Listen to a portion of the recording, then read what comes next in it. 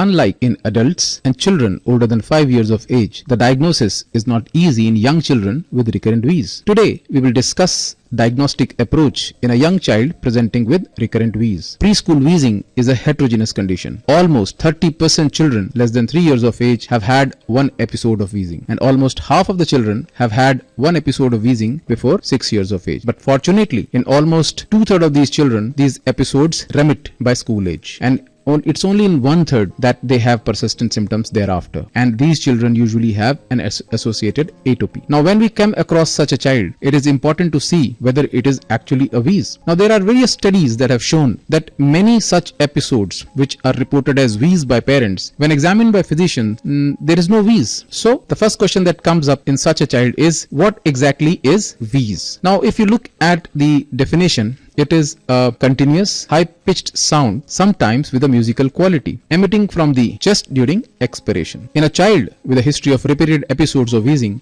one should look for pointers on history and examination that will point to an alternative diagnosis. Now, once you have confirmed that this is wheeze, this is the most important second point, that look for indicators or pointers to an alternative diagnosis. Now, you can have specific pointers on history which will suggest an alternative diagnosis, like a history of upper airway symptoms. Now, this would include a history of snoring. There may be a history suggestive of rhinitis or sinusitis. Now, on history, if you see that the onset of symptoms is from the very first day of life, now this may indicate that there is some congenital lesion. Very sudden onset of symptoms may point to a foreign body aspiration. If the child has chronic moist cough or productive cough, this indicates chronic suppurative lung disease.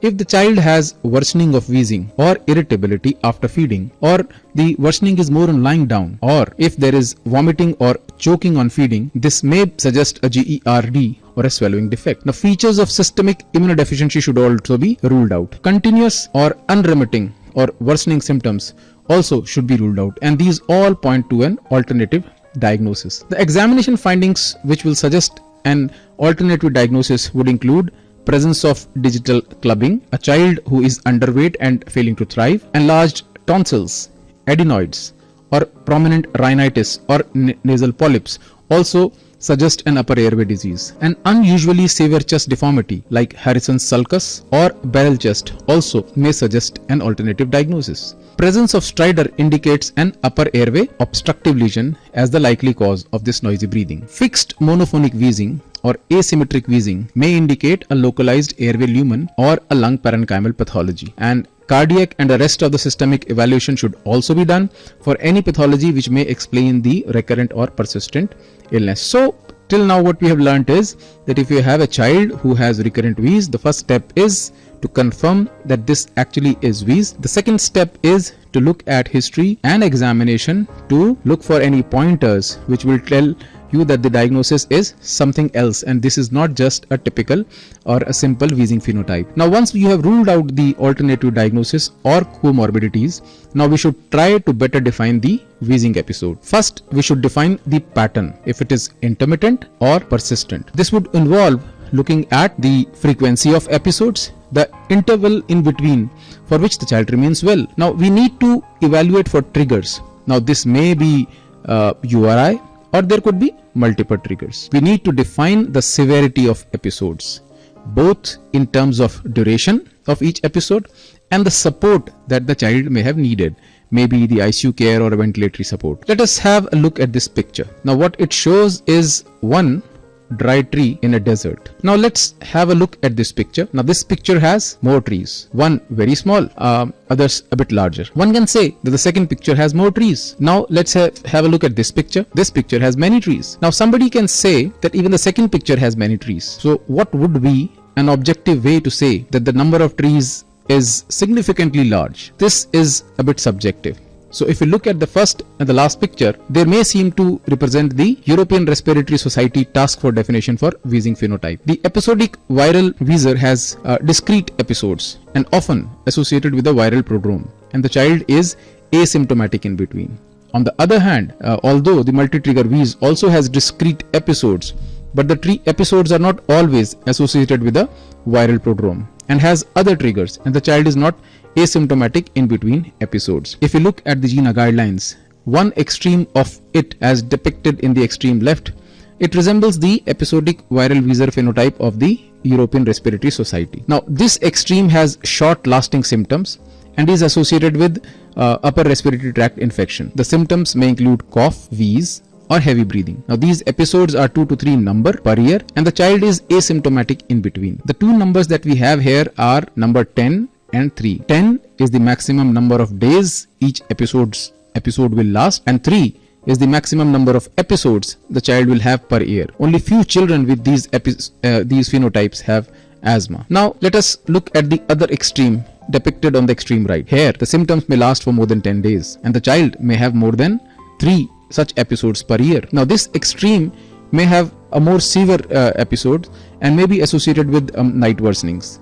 The child will have symptoms in between episodes also. The symptoms like cough, wheeze, or heavy breathing may be associated with laugh or play. Now, this phenotype is more likely to have atopy or a family history of asthma. Most of the children in this phenotype are likely to have asthma. Many children may not fit into any of these phenotypes, and they would lie somewhere in between these. Thus, the clinical phenotype are a continuum, and the ERS pattern represents more extreme phenotypes. Although they help in treating patients in clinical practice, these phenotypic definitions have their own concerns. These do not take severity or frequency of episodes into account. Beyond 3 episodes per year, it is significant. In this particular picture, we can see a big tree in the middle of a desert. Now, comparing it with the previous picture where we had small dry trees, this one single big tree has leaves also. So somebody can say that in this particular picture, this single tree